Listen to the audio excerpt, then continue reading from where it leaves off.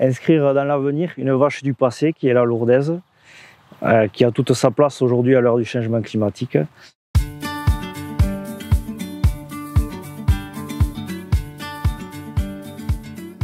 Aujourd'hui, nous sommes dans la montagne, dans les Hautes-Pyrénées avec Cyril.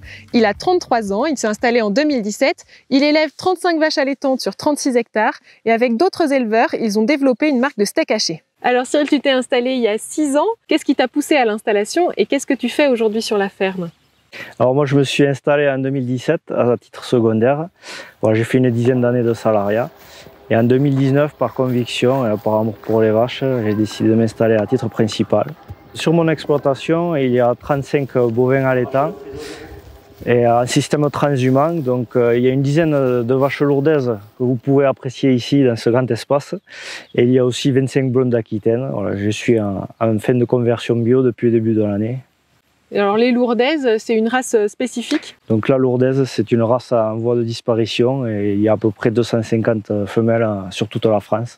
Et dans ton projet d'installation, comment tu as cherché à innover? Donc tout d'abord, c'est inscrire dans l'avenir une vache du passé qui est la lourdaise, qui a toute sa place aujourd'hui à l'heure du changement climatique. Une vache qui est vraiment ancrée dans son territoire, qui s'adapte à la montagne, aux zones humides, qui produit la viande à pas cher, qui a toute sa place pour demain.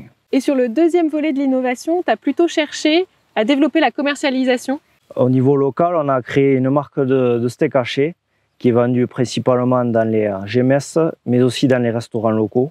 Voilà, ça a pour but de pérenniser la filière d'élevage à l'étang local et de sécuriser les revenus pour tout un groupe d'éleveurs.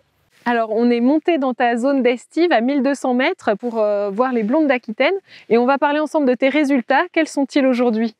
Donc voilà, on est au col du Soulor malgré le brouillard. Le cadre est sympa en temps normal.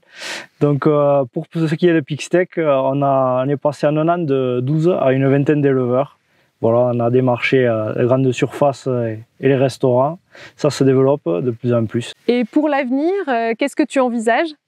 Tout d'abord de sauver le patrimoine et la tradition, que des jeunes puissent s'installer avec des bovins et vivre dignement de leur métier aujourd'hui, et qu'on puisse continuer à entretenir ce cadre magnifique qu'est la montagne des Pyrénées. Mon projet vous a plu, alors tout l'été, votez pour moi.